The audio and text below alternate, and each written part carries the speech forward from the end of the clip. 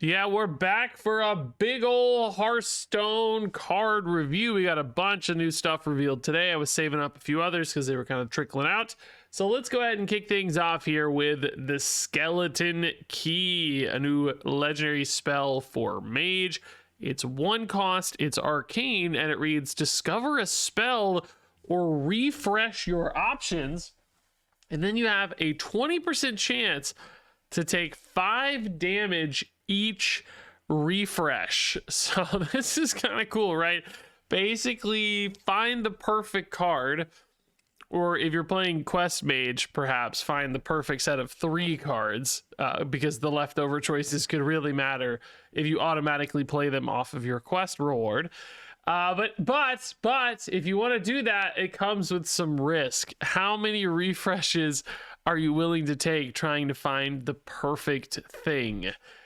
Which is a really interesting design space. I also think it's probably just good because honestly, worst case scenario, some decks, Quest Mage or even otherwise, I think would probably just run this as a 1 cost discover a spell. Like, that's fine. Like, just spend some mana to find something good in a specific moment, right? Having a card that has some sort of cheap overhead like this at 1 cost, but has that moment to moment flexibility where, you know, it can solve different game states, different opponents in different ways, because Discover just gives you that flexibility. You know, in a grindy game, it can go high value, can find an anti-aggro tool in that matchup, so on and so forth.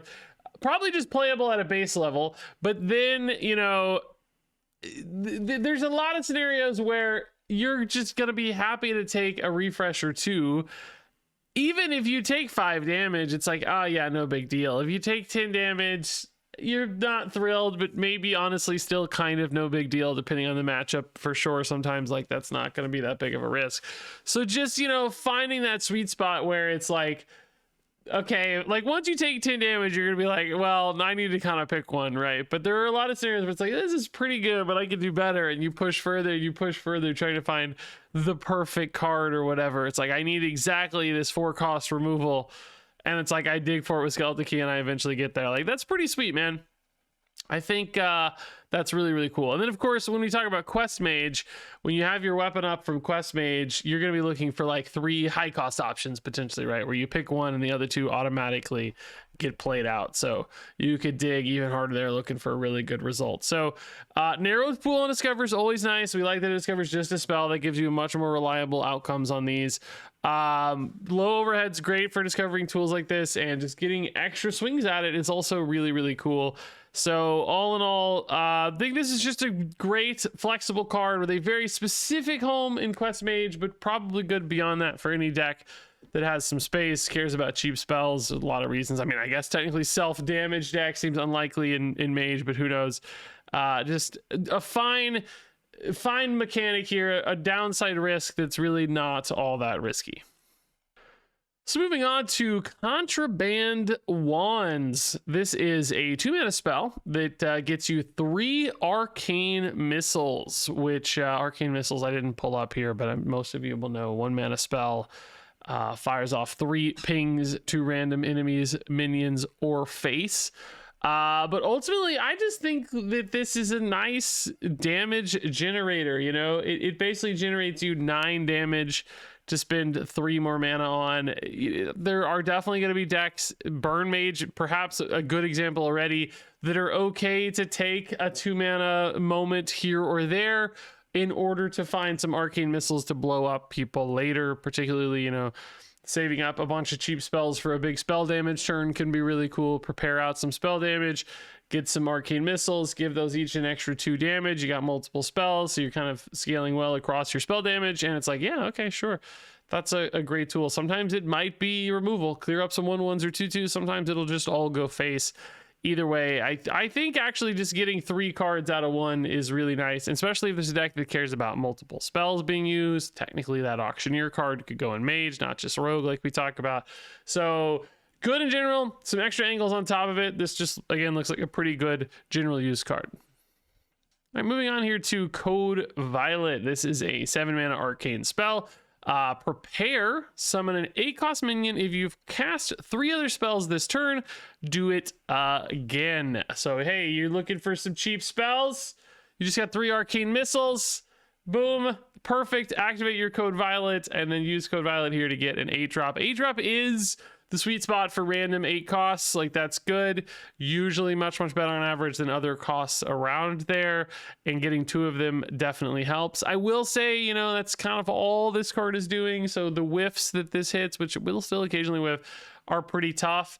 The prepare could help a little though, right? That just kind of takes the total cost on this down. And also anytime you just have a spare mana or 2 even, lowering this down to, you know, 5 mana, 4 mana starts to make it look really competitive, and of course makes it easier to weave in those other spells. So you could imagine, you know, a scenario where it's like turn 3, I prepare this, I take all 3, I reduce this by 4, it's a 3 mana spell.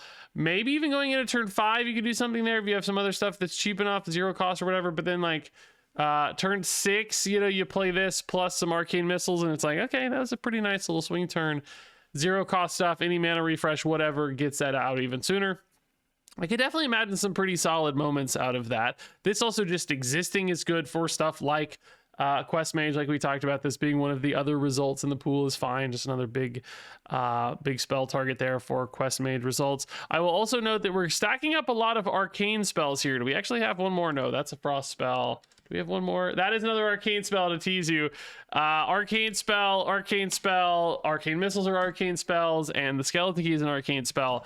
So we are getting support for stuff like Syndragosa. I still am just not a big fan of Syndragosa in general. I think the like dragon requirement on this is so hard. I know some people have had like very moderate degrees of success with this package. I don't think these cards really change that much, but it's just an angle to keep in mind. Eventually you might hit a critical mass of arcane stuff. I just don't know if Syndragosa is like really the payoff you want. Feels like that's the wrong direction to go. But ultimately, I do think quite a few good arcane cards here with a fair bit of flexibility. This is just a solid card. Moving on to Cold Snap. This is a 1 mana frost spell. This one lets you freeze an enemy and get a random frost spell. And I like this one a lot. Pretty simple stuff here, but I like freeze. I think cheap freeze is generally underrated a little bit in Hearthstone. You know, just the ability to lock down a big guy for a turn, just buy a little time. Locking down face, also perhaps a little underrated. You know, any kind of big face attack threat, Demon Hunter, whatever. We're going to actually see some cards later. Druid might be a bit of a face attack threat this expansion. Great to have this option, and getting another random frost spell. It is random across all classes too, so that can always be a little bit spicy. I was going to pull up the frost spell pool here real quick if I can. Hold up, the website's not working. Here it is finally. Sometimes you got to refresh this like 3 times. There's just a bunch of like, you know, okay frost spell. I mean, you know, imagine you get Death's Advance, right? That's actually a pretty cool change. Freeze it again. This will get freeze friendly characters, which is interesting dynamic, different for like random summoning and generation and stuff. Then discover a spell, you know, get a cold snap back. You got yourself an infinite loop there. But yeah, just like a lot of good like stall sort of cards. A lot of freeze cards do align sort of thematically and mechanically around stalling, slowing stuff down. So if you're a deck that really values that a lot in particular, you know, some good options for you for sure. Just a lot of good freeze in there. So I think this is great. I think it's just a really cheap, high utility card. Moving on to Mystic Misdirection, 3 mana arcane spell. Secret: when an enemy minion attacks, transform it into a 1/1 sheep, which transform effects can definitely be powerful against really high, crazy value threats. You know, we got a lot of big stuff with crazy effects and sometimes like scary death rattles and so on. So not only denying the stats, but denying the effects can be great. A little bit of a challenge here on isolating targets though, so this hits what you want. Like, yes, of course, a freeze could help. If the opponent has a giant 20/20 and a 1/1 on board, you could freeze the 1/1 to force the 20/20 into the miss. You see that? Nah, not always the best plan, right? If they had 2 20/20s on board, you'd feel a bit better. But rush minions, I was gonna say, like, man, rush minions just really deny this in a lot of cases. So many ways to get stuff to attack. And I mean, in theory, you could shut that down by not having any targets on board for rush minions to attack into, but like, you see what's happening already, right? I'm like concocting all these great scenarios for this to work when you have to kind of concoct them. I think on an average game state, this is going to hit a 2/2 and turn it into a 1/1. You're like, crap, that sucked. Or you're just like going to be like, I just can't play this card against this opponent. Crap, this really sucks. So secrets have really struggled lately. We just do not see a lot of secret action anyway. I don't really think this one is particularly great or exciting. So yeah, I just don't think this is going to be good. All right, next up here is the Tricksy Improviser. 4 mana, 4/4, prepare, and battlecry. If you cast a spell this turn, cast a random mage secret. So another like kind of spell cast payoff here, but the problem here is you're getting secrets, and I just don't think random mage secrets are worth it. Even if this only kind of sort of costs 3 in total after prepare, you know, it's like, oh dude, I don't know, man. Like, I don't actually want to skip 3 mana at any given point to set this to 0 for that. You know, maybe like skip a turn 2 and play this with a cheap spell on turn 3. I don't think that's like the worst thing ever, for sure. You know, 4/4 and a secret and a spell is like a pretty good turn 3 actually, if I think about it. But that is still like a 5 mana play ultimately. God, ultimately again, it's really getting to me.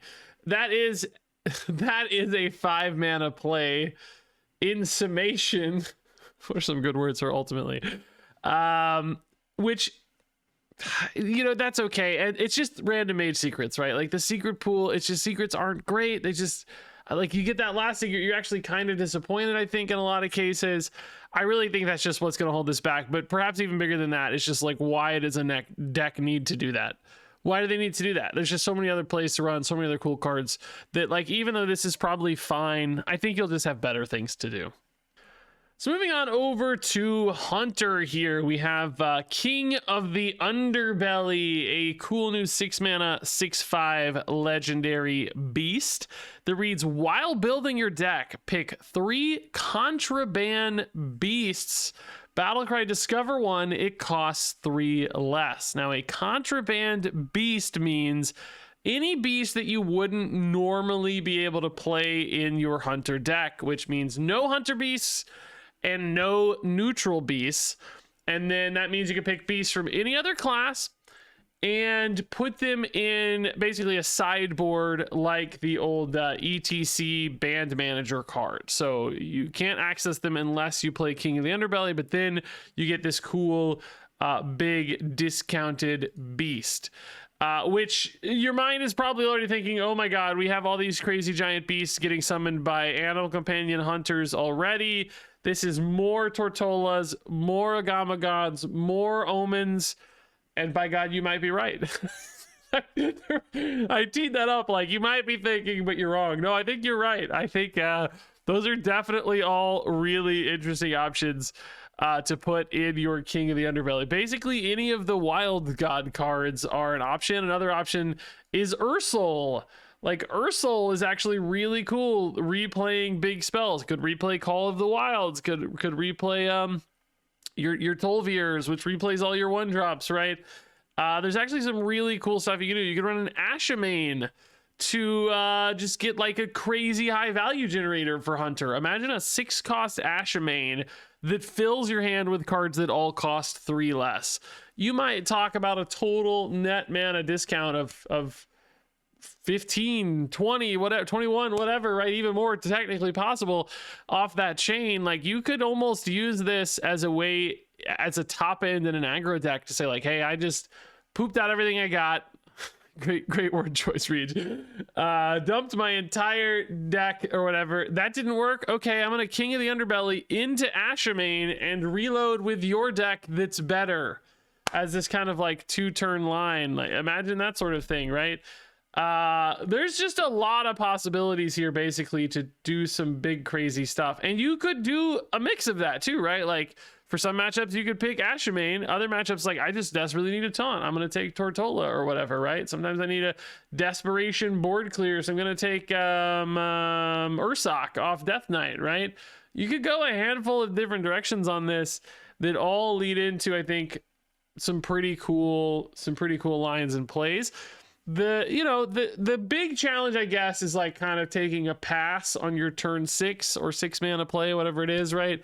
That is a very, very slow 6 mana line. So you have to be in a spot where you're not dead if you do that, which we don't typically see like super late game oriented hunters finding a lot of success. But I do think Animal Companion Hunter kind of shifts into the mid game for sure. Like that's a deck that that does have some more mid to late game lines, right? And it works okay. It's fine. It's not like the best deck right now, but it's fine. So that's a possibility. You know, going up to 5, 6, 7, 8 cost cards is not crazy in that deck. It already has some kind of pass cards already, like Talia in there.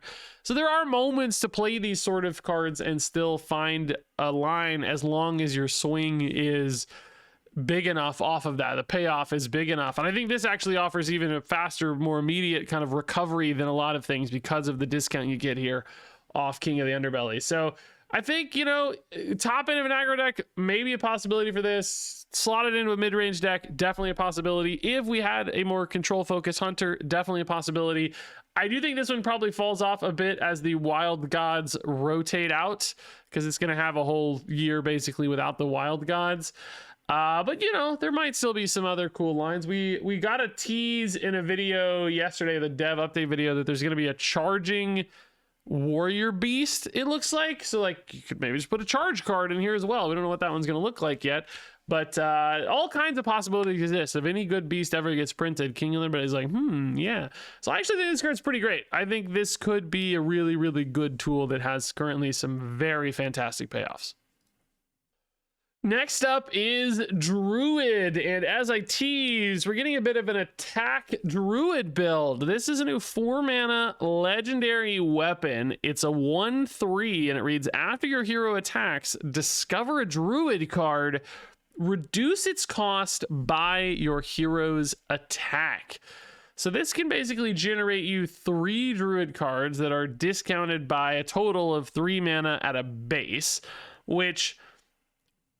not good, but honestly, I don't think that's already terrible. Kind of like starts paying for itself off that value generation. You know, you spend 4, but you discount a bunch. Like, that's okay, but we're not done. There's cards like this. Secret ingredient, give your hero +2 attack this turn. Okay, suddenly it's like, wow, okay, now it's a 3/3 for 4 mana that now discounts a card by 3. And I'm discovering it too, so I could like pick a card for now, get a 3-cost card to play immediately sometimes to recover any lost tempo I took on this 4-mana turn, which you definitely playing a 4-mana 3/3 weapon is going to feel like a little bit of lost tempo, but it's early enough. I don't think it feels like a disastrously lost tempo. You're still going to be able to clear a minion up or whatever. Discover some stuff, take a swing, or you could take, you know, a big 8-cost card and play it next turn on turn 5, right? There's some possibilities there where you get to cheat out this crazy big thing, which seems kind of busted, actually. That's almost always the more scary option. And then I'm just going to go ahead and tease more. There's the Spiderling. Your hero has +1 attack. If that's down on board, boom, you're discounting by 4. What? There's that, which is really good also to have down on board, but then there's also this Widow's Bite. Look at the third line of this kind of adds 1 to hand each time you use the last one. If you're on your Widow's Banquet, maybe like the next turn, you know, turn 5 or whatever, your weapon's still equipped, you're giving yourself +4 attack, maybe a secret ingredient or a Spiderling comes down, you might be up to 6, 7 total discounts on your Staff of Trickery without really spending all that much to do it, frankly. Imagine discovering a card and discounting it by 6 mana, 7 mana, taking a 10 drop and turning it into, you know, a 3 drop is actually nuts for the middle of the game like that. And like I said, you know, yeah, a little bit of a sacrifice on turn 4, but I think you're going to immediately pay that off, immediately recover any kind of mana sacrificed, any tempo downturn with some really big swing plays later. Creating some, I think, nice opportunities here for the Staff of Trickery to be a really good card. Not to mention, like, all these attacks might just already kind of be killing the opponent and doing their own thing. In a weird way, I could almost see this deck splitting off in 2 directions, which is like, I'm an aggro druid, or not even really aggro, but like face druid that's just punching you a lot. And Staff of Trickery might almost be too slow. It's like you might run it just because you kind of need it and it's free and it's like whatever. It's, you know, I didn't have 30 cards that did this anyway, so it might make the cut, but it might not feel like the most important angle. And then I could also see almost like a regular druid, a ramp druid, whatever, going in a different direction that's just more mid-game or late game, just doing regular druidy stuff, and Staff of Trickery is just a piece of that puzzle. And you just happen to run a few of these good attack cards because I think they're actually pretty good cards anyway. Like Spiderling just seems like a decent one drop, and Widow's Bite just seems like a really good value fill. Like just getting a ton of armor gain in a slower deck and a ton of free little attacks to clean up minions, whatever, right? Or maybe set up a big combo finisher later. Or just because you know you have the Staff of Trickery, right? Those first two pieces aren't necessarily bad to play, and then eventually you get to do some crazy stuff. I can actually see Staff going both ways.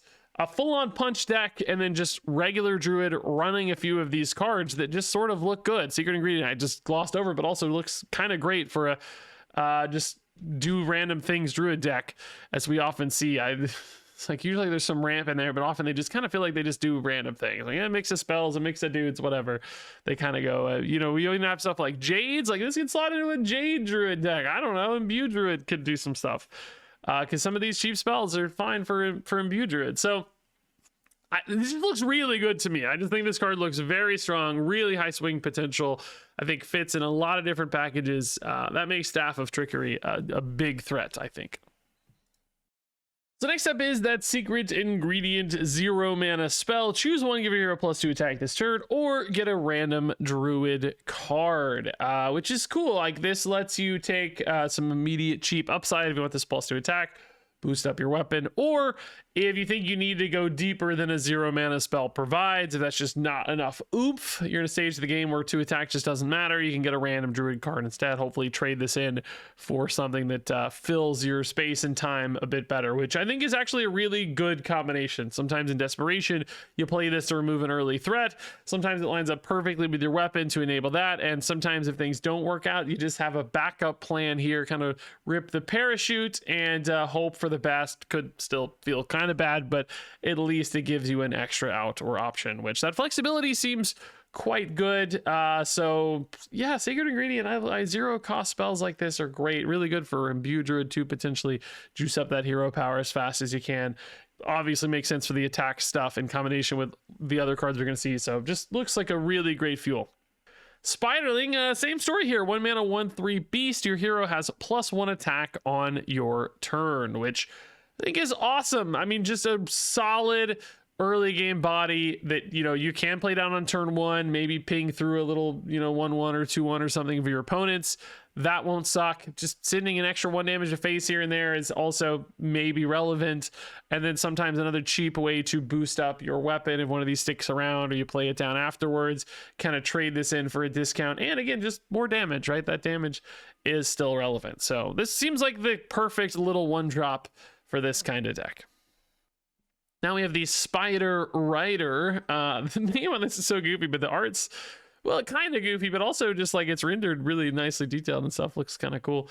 Has more old school Hearthstone vibes. Anyway, 2 mana, 1/4. After your hero attacks, draw a card, which, yeah, it probably means just 1 card per instance here of the Spider Rider, because this is, you know, a thing that your opponent's definitely going to want to remove. We don't expect Wind Fury as a part of this. It's probably once per turn sort of thing.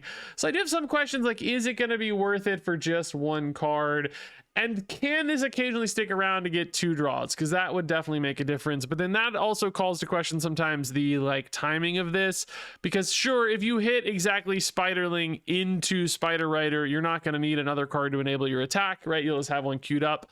And then maybe the Spider Rider survives, or, you know, maybe they focus on it and leave behind your Spiderling. Like there's some cool little exchanges there. But if you miss that exact curve, you're going to need maybe a Secret Ingredient, you know, to activate your Spider Rider immediately, or save your Spider Rider until later when you have a weapon equipped. You know, you have some mana for hero power, whatever it might be, which I definitely you'd prefer to play this sooner rather than later, I think, to make sure, you know, it has a higher likelihood of actually sticking around. Also, just more cards earlier is better. So this one doesn't feel quite as high output as the rest of this to me. Like, I think it's going to go in the deck just because, like, you know, you're going to want all your attack synergy stuff in the deck, of course. I do think, though, sometimes this one could feel just okay instead of great, because it's like, well, I drew 1 card off that. It was fine. You know, it was a body down on board. But little things like this, you know, being a 2/4, like that would really help it feel like a more significant threat on board. Probably just be way too strong. I get it. But, like, you know, if I wanted to push into that next level, drawing 2 cards would also probably be way too strong, but like it just feels okay, which is fine.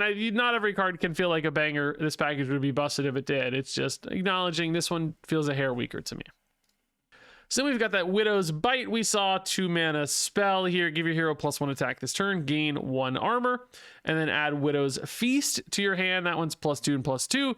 And then Widow's Banquet finally +4 and +4. So the first step of this, a little underwhelming for sure. You're not like super excited, but I think sometimes you are a deck that hero powers on turn 2.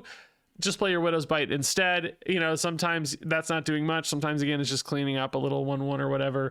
But Stages 2, I think, already feels solid. Like, that is still not great, but worth it in many instances. Just kill a little 2/2, 3/2 or whatever. And then Stage 3 is going to be really strong, right? Like, 2 mana for 4 and 4 is a nice payoff. Also, of course, has some synergies with all of this other stuff. And in total, too, remember, you can kind of, like, bank these up because you could have, I don't even like a 10 mana turn where it's like Widow's Feast. Well, it'd be like play 1 Widow's Bite earlier, right? And then you have Widow's Feast and Widow's Banquet for +6 off the 2 remaining pieces, and then do another full cycle for +7. You go for like 13 attack all at once just off of these 2 cards with a little bit of preemptive work, or, you know, with extra mana, extra setup. Like, you could easily get to like 20+ damage on all this stuff. For setting up, which I don't really think like an OTK angle is going to be the route you go here. I think just playing this out honestly over time is going to be fine, just creating that kind of turn by turn pressure and upside. But there are some possibilities here where, you know, if you get into the wrong kind of matchup, just save all these up and blow people up later is also a thing you could do. Duplicating spells, there's a lot of different options here that could turn each of these into even more powerful effects. So I do think, despite the first piece or 2 of this feeling kind of meh, I think the payoff is still big enough, and the critical mass of this deck will demand that this is pretty good. So then finally here we have Infest the Scullery, a 4 mana spell. This one summons a random 4-cost minion, which is improved by hero attacks this game. So if you attack once, you get a random 5, attacks twice, a random 6. I don't think this is going to be very good. Like, you know, you are probably planning to attack a lot with this deck, but certainly not by turn 4 is that going to be happening often. You could maybe, if it's just the perfect world, technically have 4 attacks if your Spiderling lives or whatever, and get an 8-drop on turn 4. That's going to be so unlikely that I don't think that's worth it. You have to consider this much, much later on. I think there's going to be a lot of scenarios where it's like turn 4, this is a 6 cost, which not good enough, right? I just don't think that's good enough. 6-drop pool is pretty weak. 7-drop pool is pretty weak. So it's like, is there some scenario where it's like turn 5 or 6, I'm getting an 8-drop? Is that worth it? I think just for 1, again, not worth it, right? And getting up to 10 eventually, still ultimately probably not worth it for just a single random result. I think takes a little too long to upgrade, and a single random result is just too prone to whiffs, like too prone to problems to make this a piece of it. I don't think the deck's going to need this, basically. I'm sure this will get experimented with early, but I think this will actually fall out of the deck pretty quickly as people realize, like, maybe these payoffs just aren't good enough. The high rolls here aren't worth the down rolls, basically. I said down rolls instead of low rolls. I'm weird. But this is Vama Looming Death. This one got revealed a couple days ago. Saving it up. It was just kind of like 1 card at a time here. New Paladin, legendary minion, 9 mana, 5/5. Battlecry, destroy all non-Paladin minions. So an asymmetrical board clear here. In theory, if you're a deck that's running a bunch of Paladin minions, as you probably are, in a Paladin deck, also sort of teases maybe some pure Paladin stuff returning, focusing specifically on Paladin minions like that, the old pure Paladin vibe. That's all fine and dandy, like, you know, it's good removal, but it is 9 mana. I think that's really tough these days. We have seen the Rogue Dragon card, Twilight Mistress, I think, get some play, but that's honestly usually because of Nerlex discounting it, getting it out a turn or 2 sooner, which is a really big distinction. You know, removal a turn sooner is a big deal, because like that's removal is all about breakpoints, right? Like it's got to happen at the right moment. I think also that's just better removal. Like bouncing stuff back to hand is actually way better because it doesn't trigger death rattles, doesn't leave behind eggs. Like it solves a lot of problems that way that Vama won't. And the asymmetry here is not really much of an upside typically. Like if you're going into turn 9 and you have Paladin minions on board already, why do you need removal? Do you know what I mean? Like you're probably ahead and the opponent doesn't have anything or didn't develop much. It's hard to imagine scenarios where like that actually matters. This just feels like a, 5/5 Twisting Nether or whatever. I think a good example is actually the Death Knight card that did the same sort of thing. I just like, I don't know. It's not awful. I mean, there's definitely moments this will be a relevant card, but you have to put it in your deck. Our deck's going to be willing to run a 9-cost removal card like this, or our Paladin deck's just going to get stuff done faster, be the aggressor. Like right now, I can't imagine any of the Paladin decks we have caring about this. And I can't imagine pure Paladin decks sort of supplanting the Paladin decks we have now, like the end of turn board building stuff. You don't really need this kind of tool. Like you just have so much strength that this is irrelevant. Like, yes, technically you could have your giant board of Divine Shield dudes or whatever, and this clears some taunts out of the way that sets up lethal or something. Like, those scenarios exist. I'm not denying there are moments if you could manifest this into thin air that you would play it. I'm arguing you got to put it in your deck, and it's just going to sit dead for so long, so often, so many scenarios. And then even when you get to turn 9, sometimes it's like, well, I still don't even know if I need this that much, and it won't change the game state much. So I feel like this one is just, this needs to be like 7 mana or something for me to feel really excited about this. I think at 9, it's just coming on too late.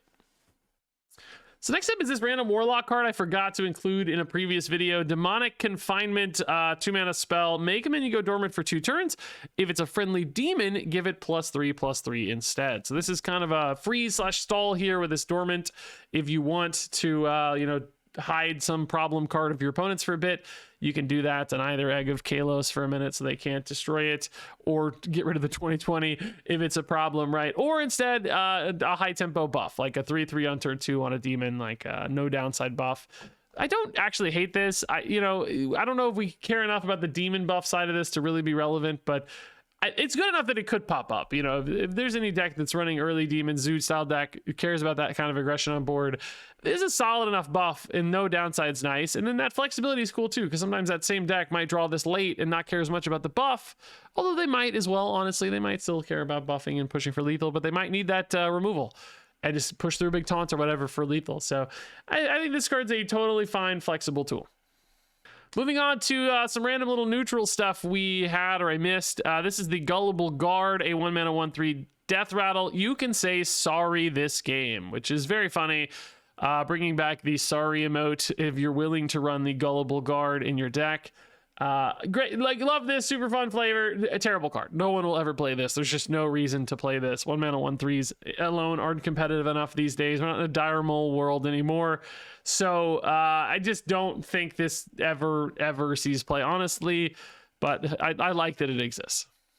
And then finally here, the Violet Punisher, a 3 mana 4/3 battle cry. Choose an enemy minion, steal its bonus effects, and gain +1/+1 for each stolen, which is a cool little like tech card against bonus effects, which we have actually some like bonus effect cards that are like summoning dudes with bonus effects and so on. Those keep popping up more and more, becoming kind of a base keyword idea.